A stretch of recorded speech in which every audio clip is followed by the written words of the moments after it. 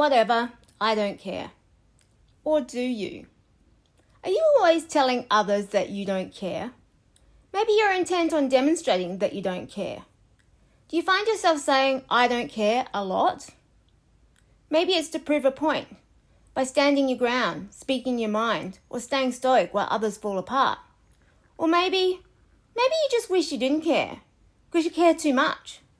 Maybe you've read books, the ones that preach the art of not giving a fuck. If you're painfully aware of how much you care, this one's for you. Hi, I'm Kylie, a retired paramedic, and this is Everyday Ambo. Here I share real-life lessons from the job, not the clinical skills kind, the other kind. The kind that hit you where it hurts. The lessons about your own inadequacies and your own humanity. These are the lessons that can hit hard, so hard that you can't get back up again. This is lesson number 17. How not to give a fuck.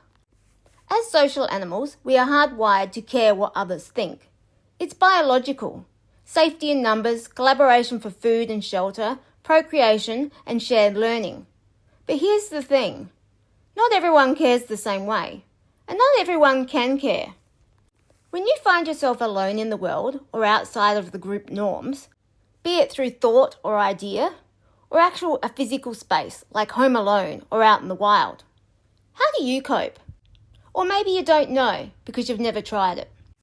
As a paramedic, we are in the unique position not only to observe other humans in their most vulnerable times, but we ourselves are also put into our most vulnerable of states. Paramedics live a contradiction. We're trained to care, but not too much or about particular things. We're asked to handle what others can't and led to believe that we're made for the job. But the truth is, caring is a limited resource, and pretending we can give endlessly, that's a setup. Selective caring? That happens naturally as we care more about what we relate to or share similarities with. So how much and about what we care about? It's highly personal, and control is questionable. Being led to believe that we have capabilities beyond other humans? That's the nature versus nurture debate, a dance we all dance. So why do we believe that? Because we have been taught to believe it through our life experiences. Taught that in comparison to those around us, we are the carers. Whether we're at home, school, in other work environments, in our social groups, we are the ones who can assist others in their time of need. So we tell ourselves and others around us say, you are made for the caring job. Which raises questions. Why do some people care more, and how is it controlled? There is growing research to say that humans are lonelier than ever. We have a loneliness epidemic, and our social connections are the number one contributor to our mental health and well-being. We don't cope alone, and our social connections can make us. They can also break us. Our brains are wired with mirror neurons. We literally feel with other humans. Emotional contagion is real. We absorb joy, anger, and grief. Even pain, physical pain, can be mirrored. That's empathy. It makes us care.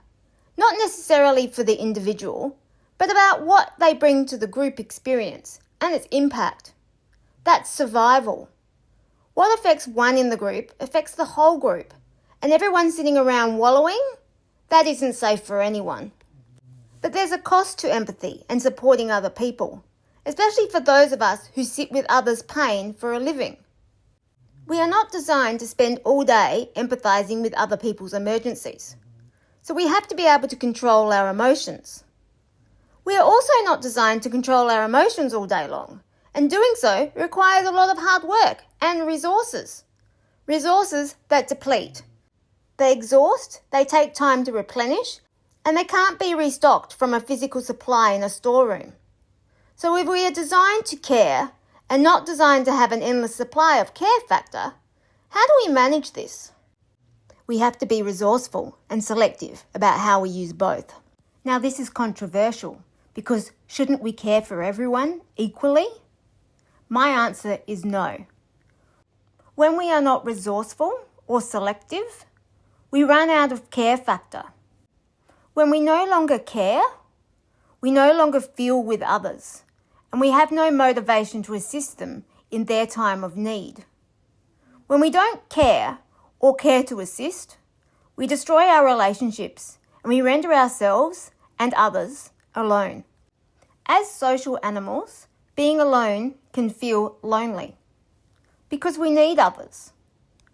The need motivates us to feel uncomfortable alone so that we seek the company of others. But we can also exhaust the motivation to seek company, and it can feel more comfortable alone, and then we no longer feel lonely. Like a tap, it can be on or off, or regulated. Here's the thing. If the tap is always on, it will eventually run dry. If it's always off, you'll get thirsty. The tap needs to be regulated. But who gets to regulate it? Most operations in the human body run automatically, thanks to our autonomic nervous system. We don't have to think to breathe or to keep our heart beating. It just happens. But over time, humans have learned to override some of those systems. In particular, the most complex of the systems, our emotional operations, the limbic system. It's our emotional engine room. But the prefrontal cortex, that's the control panel. That's where regulation happens. It's the difference between turning the tap on yourself or letting somebody else control the water flow. Now, when there is damage or issues within the prefrontal cortex, whether from trauma or conditions like ADHD or autism, emotional regulation can falter. And so people learn to lean on others. But relying on others makes you vulnerable. Because needing help exposes not just you, but the group. In a high-stress environment, the group defaults to survival mode. The most threatened becomes the most threatening. The vulnerable become the exposed. This is the paradox. If you can't regulate your emotional tap, whether you're alone or surrounded, you risk emotional exposure. Sometimes being alone helps reset an overwhelmed limbic system. But staying alone too long and loneliness, that floods it instead. Connection can soothe the system, but it also comes at a cost. It exposes you to others, and them to you. That's why I don't care becomes a shield. It's a performance of strength, one that protects you from judgment and the weight of caring. But what happens when you do need to care? Because in most social spaces, not caring becomes the unacceptable response. And suddenly, you're on the wrong side of the performance indicator. So what happens then? What do you think happens then? Have you ever been considered socially unacceptable? What was your experience? Drop a comment below. Tell me about a time when you cared when you shouldn't have, or didn't when you should. We all have experiences when we've ducked at times when we should have weaved, or weaved when we should have ducked. Some of us consistently get that wrong, and somehow it turns out to be the right move. I didn't regulate my tap. I let it run until it ran out. And that's how I learnt not to give a fuck. I ran out of fucks to give, and now I don't have a choice. That's lucky. See you in the next lesson.